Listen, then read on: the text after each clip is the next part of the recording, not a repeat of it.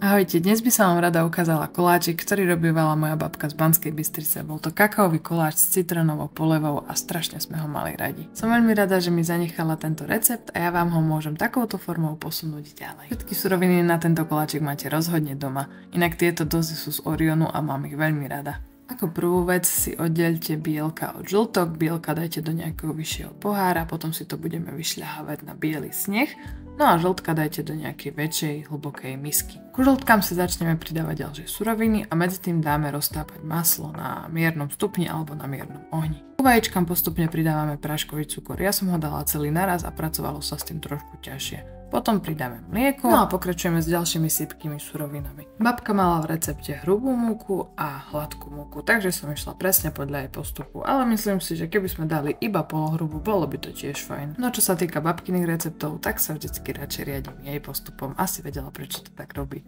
Okrem múky vždycky preosejem aj kakao, aby neostali nejaké hrudky a vždycky sa s ním takto lepšie pracuje. Nezabudnite pridať aj kypriaci prášok, ja som ho zabudla natočiť, ale samozrejme ide tam tiež. Celú zmes potom rozmiešame a pridáme ešte roztopené maslo. Samozrejme zase všetko poriadne vymiešame, no a ak ste si spomenuli na tie bielka, ktoré sme si na začiatku odložili, tak tie si poriadne vyšľaháme so štipkou soli.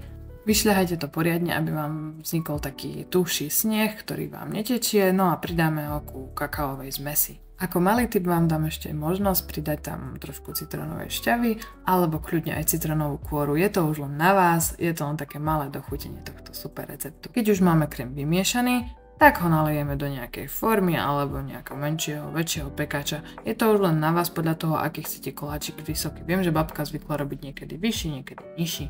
A potom ho už dáme len piec do rúry. Medzi tým si urobíme polev. Táto citronová poleva je úplne jednoduchá, stačí zmiešať praškový cukor, citronovú šťavu a trošku vody. Vznikne vám taká hustejšia poleva, ktorá by sa mala ľahko roztierať, ale nemala by byť úplne riedka. Hneď po pečení necháme koláč aspoň pár minút postať, nech nie je úplne horúci, no a na teplý koláč potom dáme tú citronovú polevu. Bude sa nám dobre roztierať a potom to necháme celé odstáť a o pár hodín alebo možno už aj o hodinku môžete testovať.